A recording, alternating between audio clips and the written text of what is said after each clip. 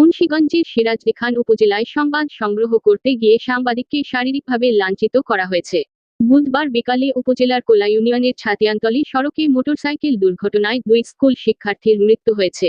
ওই 2 শিক্ষার্থীর বাড়িতে স্বজনদের আহাজারির ভিডিও ফুটেজ সংগ্রহ করতে গেলে ওই এলাকায় পরিচিত আতব আলী শেখের ছেলে আবুল শেখ ট্রাইব্যুনাল ইংরেজি পত্রিকা ও বাংলা অধিকরণ পত্রিকার সিরাজদিখান প্রতিনিধি মোহাম্মদ শহীদ শেখকে মারধর করে মোবাইল ক্যামেরা ফোন নিয়ে যান।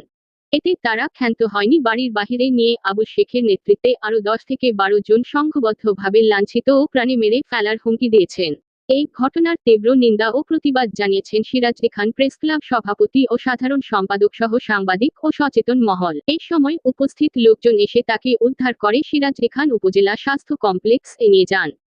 এ বিষয়ে সিরাজদিখান থানায় লিখিত অভিযোগ করেছেন এবং অফিসার ইনচার্জ মুজাহিদুল ইসলাম বলেন, এ বিষয়ে অভিযোগ পেয়েছি, তদন্তের সাপেক্ষে দ্রুত ব্যবস্থা নেওয়া হবে। এটা হলো আগুন নিয়ে আসার পরে আগুনের সাথে আরো 3জন লোক আসে, একজন হাতে লাইট আর ওই লোকরা আমি চিনি, তিনজনকে আমি চিনি। চিনা বলে লাইটটা বাইরে এসে বাইরানোর পরে আমার গলার মধ্যে সামনে চেইন ছিল, আমি কিছুদিন আগে মানুষের থেকে আসছি, একটা মোটা সামনে চেইন, আমার হাতে একটা দামি মোবাইল ছিল, সাথে কিছু টাকাও ছিল, সব নিয়ে গেছে, গেঞ্জি গুঞ্জি ছিঁড়া ফেলাইছে এবং আমার গাড়ির মধ্যে প্রচুর পরিমাণ মারছে। ওই 3জনকে আমি দেখলে চিনি।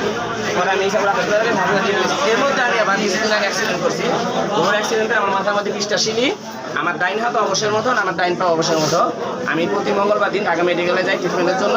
এখন সেই অবস্থায় আমাদের মধ্যে এই অবস্থায় আমার প্রচুর মায়ের দূর করছি।